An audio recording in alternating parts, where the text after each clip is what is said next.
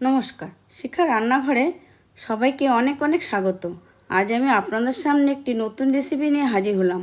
আশা করি ভালো লাগবে, একটু স্কিপ করবেন না, পুরোটা দেখবেন।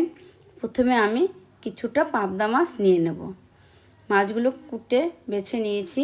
এবার আমি মাছগুলোকে পরিমাণ মতন হলুদ নুন দিয়ে মাখিয়ে নেব।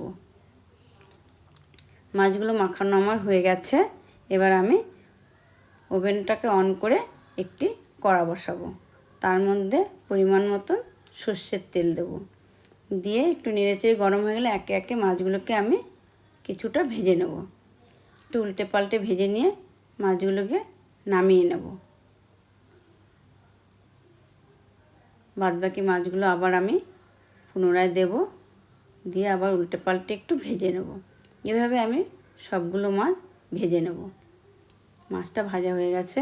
এবার আমি ওই তেলের মধ্যে কিছুটা তেল দেব, দিয়ে তার মধ্যে কালো জিরা ফোড়ন, আদা বাটা, লঙ্কা বাটা, লবণ, হলুদ দিয়ে নেড়েচেড়ে, টমেটো কুচি দিয়ে একটু নেড়েচেড়ে তেলটা ছেড়ে দিলে পরিমাণ মতন জল দিয়ে দেবো।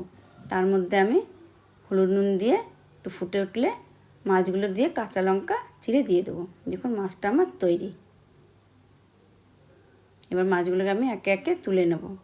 ঝোলটা উপরের দিয়ে দেবো। যদি ভালো লাগে লাইক, কমেন্ট, শেয়ার আর একটা সাবস্ক্রাইব অবশ্যই করবেন।